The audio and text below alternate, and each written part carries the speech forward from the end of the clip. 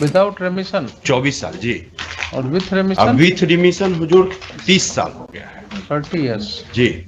और इनको रिलीज नहीं किया जा रहा है हुजूर। ये कोई रीजन है शर्मा जी? ये हुजूर लेटेस्ट ऐसे कहीं रीजन दिया जाता है? क्या जानेगा कि पुलिस अधीक्षक का क्या प्रतिकूल आवेदन हुआ, क्या कंसिडरेशन है आपका? हजूर काउंटर देख लेते हैं डिटेल। आपका पुलिस अधीक्षक फिर बोलेंगे तो बहुत सी बातें जाएंगी पब्लिक डोमेन में। आपका पुलिस अधीक्षक कोई काम करता है क्या सिवाय इसके कि पोस्ट ऑफिस के जैसा काम करता है? 24 साल जो व्यक्ति जेल में रह गया, आप उसको कह रहे हैं कि साहब इससे ये संभावना है। एक प्रश्न और उठेगा कि जब ये एक वापस प्रश्न और उठेगा, इस बीच में उस सब केस का ट्रायल क्यों नहीं करा दिए? नहीं हम तो प्रोड्यूस करते रहते। और वो जब व्यक्ति वापस लौटेगा उसको सोसाइटी में एसिमिलेट करना मुश्किल होगा, उसको सोसाइटी में बैठने की जगह मिलनी मुश्किल होगी। You read out the 4 exceptions? My Lord, show me that this policy contains any stipulation that if there are some cases pending against him as under trial prisoner, he would not be entitled for remission. दिखा दीजिए, you will succeed. पहले तो जरा सा brief facts दे दीजिए और उसके बाद तब आगे बढ़िए। इनको जो सजा हुआ है, डेट ऑफ कन्विक्शन है 21/12/2000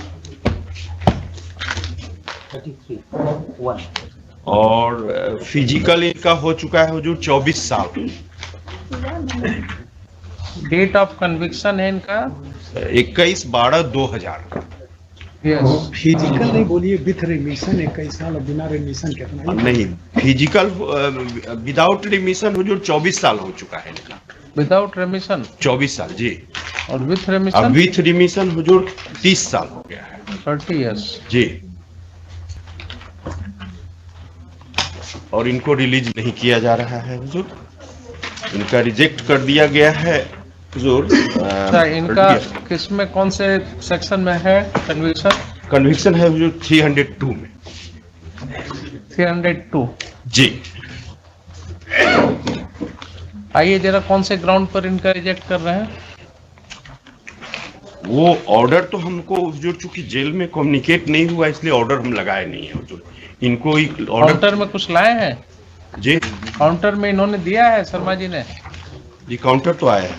काउंटर में कुछ दिया है इन्होंने? तो इसमें जो अभी हजूर को जो हम दिए हैं, हाँ उसमें हजूर अभिव्यक्ति में लिखा हुआ है, हाँ। याचिकाकर्ता टुल्लू सिंह उर्फ आशुतोष प्रसाद सिंह, पेशस रामलगन सिंह, पहला ही हजूर। ये सीरियल नंबर हम लोग के लिस्ट के अनुसार ही है। हाँ ये 33 सीरियल है हजूर।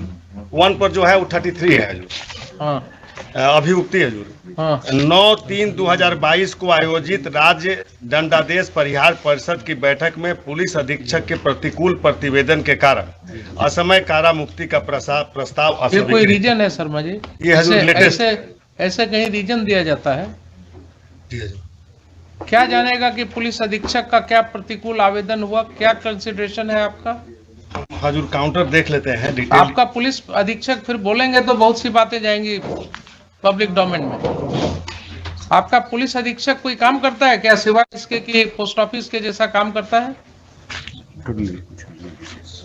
एक केस में हमने देखा कि एक चौकीदार ने लिख दिया कि ड्रेडेड क्रिमिनल है ये, यही रेमिशन वाले मैटर में चौकीदार ने लिखा कि he was a dreaded criminal, जबकि उस व्यक्ति के खिलाफ कोई दूसरा मुकदमा नहीं था।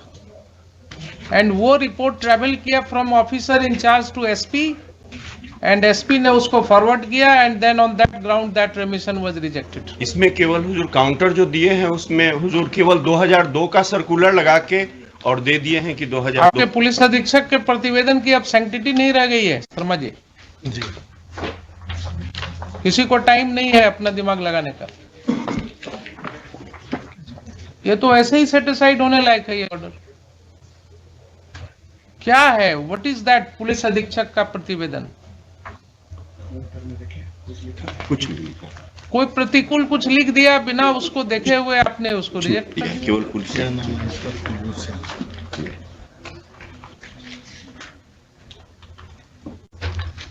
केवल लिखा है कि एसएसपी मुजफ्फरपुर भाई मेमो नंबर डेटेड इतना।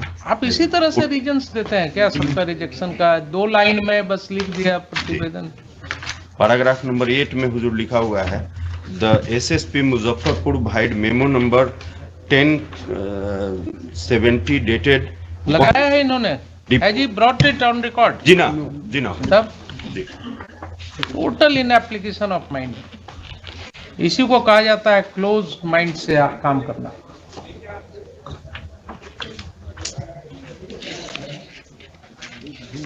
व्हाट इज एनेक्सर P/5 जरा देखिए तो, P/5 to the writ application.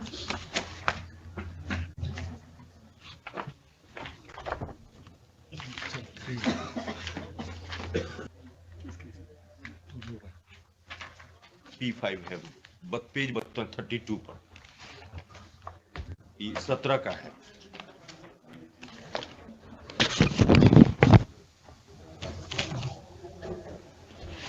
आजीवन सजावार बंदी आशुतोष कुमार फुल्लू सिंह रामलगन सिंह के पूर्व रिहाई से संबंधित प्रतिवेदन भेजने के साथ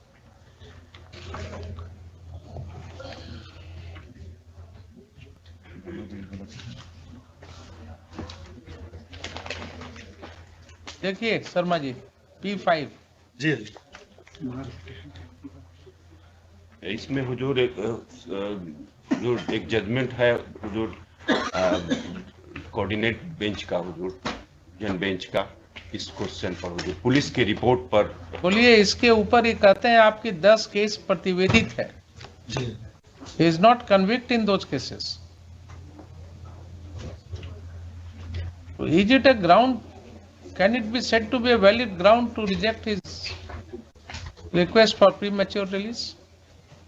And that too to a person who has remained in custody for 28 years, actual custody. 20 में तो इनका जो कन्विक्शन हुआ है 2000 में 22 कन्विक्शन साल। कभी भी हुआ है, 28 साल ये व्यक्ति जेल में बिता चुका है। ये तो 24 साल कह रहे हैं, 24 साल ये कह रहे हैं। 24 साल जी, और विद और रिमिशन रिमिशन के साथ 30 साल। जी। तो 24 साल के बाद तो वैसे ही इसकी जिंदगी खत्म हो गई, अब बचा क्या? 24 साल जो व्यक्ति जेल में रह गया, अब उसके बाद उसका क्या बचा? हुजूर डिवीजन बेंच का जज, division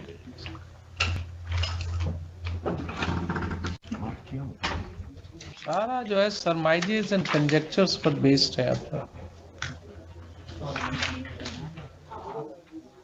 Is it your policy that if 10 cases are lost, 10 cases are pending against him, then he would not be entitled to be considered for release? बोलिए Sharma ji. There is heinous crime, my lord. The bar, my lord, there are 4 types of bar enumerated in Roman 4 A, B, C, D, my lord. Yes, पढ़िए क्या First, क्या? my lord, prisoner convicted of heinous offence, ठीक है, such as rape, dacoity, terrorist crime, etc. These are the inclusive, my lord, not exhaustive. not covered. Petitioner is not covered under this. He is convicted under section 302, my lord, and 102 is eligible for. prisoner who have been convicted for organized murder in a premeditated manners and in an organized manner. That is not your case. Professional murderer who have been found guilty of murder by hiring. That is also not your case. Convicted prisoner who commit murder while involving in smuggling operations That is also or not who your are case. guilty of murder of public servants on That is also not your case. एक So बात his case was not covered under the exceptions. ना, ये हजूर इनके जो record आप पर पहले ये मेडिकल है, इन चारों में से कोई एक्सेप्शन अप्लाई करेगा इनके केस में? नहीं वो तो नहीं हजूर नहीं करेगा, करेगा ना? नहीं करेगा हजूर। And that is not the एक बात reason. Hazur- That is not the reason provided by you for rejection.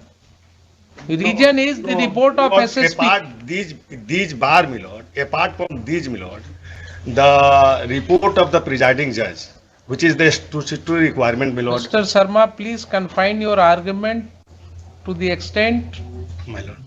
of your grounds taken in the rejection order. You cannot supplement the grounds now. My lord. The ground stated by the remission board is only one, the report of the SSP. My lord. You cannot be allowed to add grounds to that.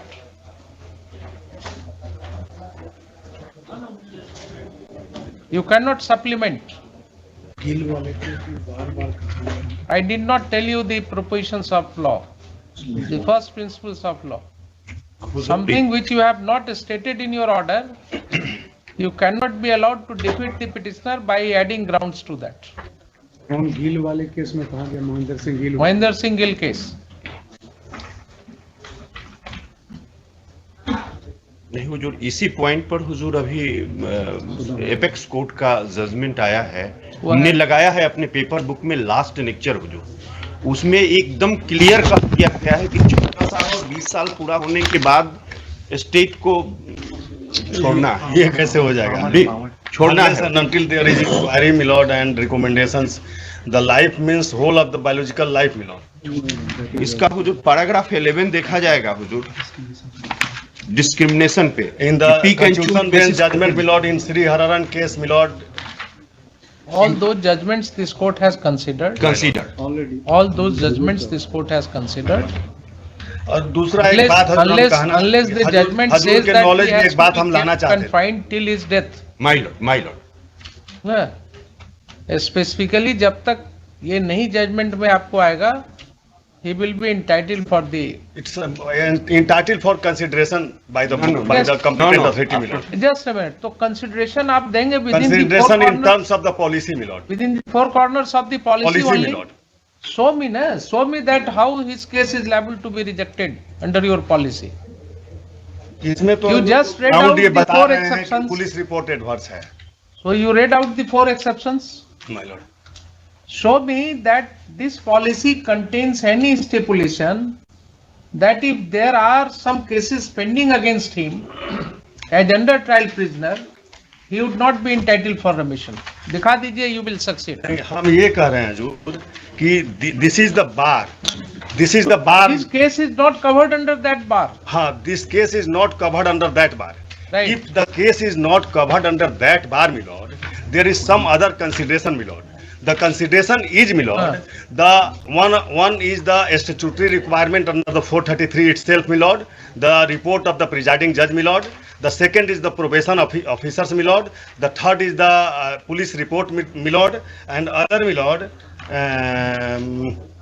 the jail authority, my lord, report of the jail authority. For the reasons, my lord, the jail authority is, आपने you took name of some of the authorities. my lord. This is not your case that any of those authorities have submitted any adverse report against The you. one authority has submitted adverse SSP. report, the police, my lord. Now police has submitted adverse report. My lord. Confine your argument to that only. Focus on that for the present. What is that report? That report says annexure P by 5. Annexure P by 5 says कि इनके खिलाफ 10 मुकदमा लंबित है अभी, और इसलिए इनको अगर छोड़िएगा तो फिर से ये इन्वॉल्व हो सकते हैं क्राइम में। 24 साल से ये व्यक्ति जेल में है। आपके एसएसपी को क्या इंफॉर्मेशन है कि ये 24 साल के बाद जेल से निकल करके फिर से क्राइम में इन्वॉल्व हो सकते हैं? लिख दिया। ये तो किसी भी व्यक्ति के बारे में वैसे ही भी बोला जा सकता है। जब सकने वाली क्रिया में आप जाइएगा, नहीं, since there is 10 cases pending 10 and the cases, tender age of his, my Mr. lord, Sharma, 10 cases as under trial prisoner. under trial, my lord. Therefore, my Presumption lord, will be of therefore, my lord, innocence. there is possibility to influence the evidences. Very good, very good. So you are not My visiting the lord, jail's premises. सुनिए, P6, my lord. सुनिए, jail premises आपने नहीं visit किया है ना? We are visiting the jail premises. Only 2 days back I have visited the central jail, this Khudiram Bose Central Jail at Muzaffarpur. 2 days back only. And my observation was that even the convicts who were facing life imprisonments, they were behaving so cordially and in a disciplined manner. जितने discipline के साथ वो वहां थे, जितनी समझदारी से वो कॉर्डियली इंटरेक्ट कर रहे थे मेरे से, वो यही दिखाता था कि they are also member of the civilised society, they must have fallen prey to the circumstances. और सुनिए, उसमें हमने देखा 23 जुवेनाइल्स रिपोर्ट हुए जेल में, जिनका केसेस मैं एग्जामिन करवा रहा हूं अभी। एंड एक बच्चे ने ये कंप्लेंट किया कि साहब, how after arresting me I have been brutally assaulted. And उसका फोटोग्राफ्स मैंने निकलवाया जेल सुपरिटेंडेंट से। Then his complaint was lost. All these happened in presence of the SSP and jail superintendent. 2 दिन पहले की घटना आपको बता रहा हूं। तो आप जितनी आसानी से क्रिमिनल समझ लेते हैं लोगों को। हुजूर प्रभु जी अगर हजूर नहीं माफी के सुने, साथ- हजूर इनका माफी के ऑफिसर साथ- तो प्रधान राष्ट्रपति का भाषण सुना होगा ना, जेल का कंडीशन कहा था राष्ट्रपति ने अभी 1 वीक पहले। जी ऑफिसर सुने आप होंगे, नहीं समझ सुने। सकते हैं। आपको बहुत सी बातें जो हैं वो डिफिकल्टी हो रही है मुझे भी बोलने में on camera, because it will go to the people domain. जो स्थिति हमने देखा, ये सब कहने की बात हो रही है, ह्यूमन राइट्स और बेसिक ह्यूमन राइट्स और सारा कुछ, ये सब जो ऊपर वाले लोग हैं ना, इन्हीं के लिए, हम ही लोगों के लिए है ये सब राइट्स। जो दबा कुचला हुआ व्यक्ति है, उसके ह्यूमन राइट्स की परवाह जो है बहुत मुश्किल हो रही है। ऑन स्पॉट जब जाइएगा, जाइए जरा घूम करके देखिए कभी क्या स्थिति में लोग रह रहे हैं, क्या इनह्यूमन कंडीशन है। I have issued certain directions. I don't know to what extent I would be able to succeed, but yes. If my lord has seen the juveniles with the adults in the jail, my lord cannot imagine the exploitation साहब, of those jail के juveniles. अंदर can you think of, हम लोग रोज इतने seminars करते हैं और रोज इतनी बातें होती हैं। जेल के अंदर there is a juvenile ward. How there can be a juvenile ward inside the jail premises? Without any sanction of law. Contrary to in violation of law बोलिए ना, विदाउट सैंक्शन तो मिलेगा जब परमिसिबल होगा। तो it is in violation of law that a juvenile ward is existing inside the jail premises. They can be only kept in remand homes. तो sometimes जब अपने अंदर झांक करके देखिएगा ना, तब पता लगेगा। 24 साल जो व्यक्ति जेल में रह गया, आप उसको कह रहे हैं कि साहब इससे ये संभावना है। एक इसको प्रश्न तो और मुश्किल हो उठेगा जाएगा हुजूर, कि जब ये इसमें एक वापस- प्रश्न और उठेगा, इस बीच में उस सब केस का ट्रायल क्यों नहीं करा दिए? नहीं हम तो और प्रोड्यूस करते रहते। और वो जब व्यक्ति वापस लौटेगा, उसको सोसाइटी में एसिमिलेट करना मुश्किल होगा, उसको सोसाइटी में बैठने की जगह मिलनी मुश्किल होगी।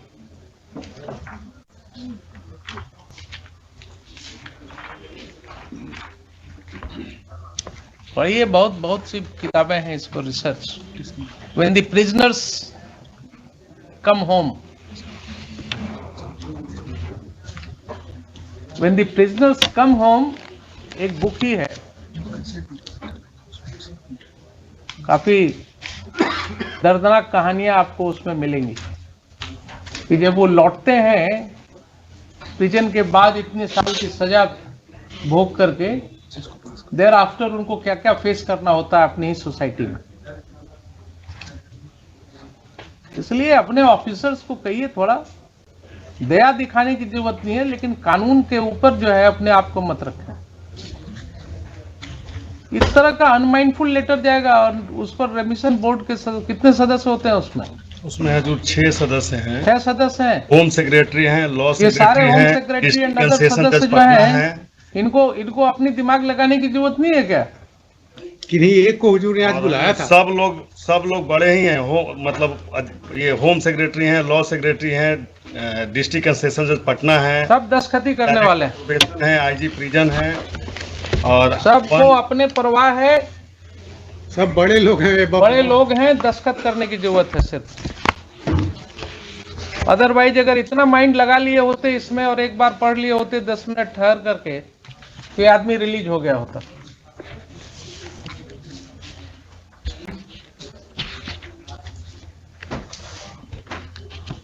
जो एपेक्स कोर्ट का जजमेंट है उसका पैराग्राफ 11 हुजूर देख लिया जाएगा जरा।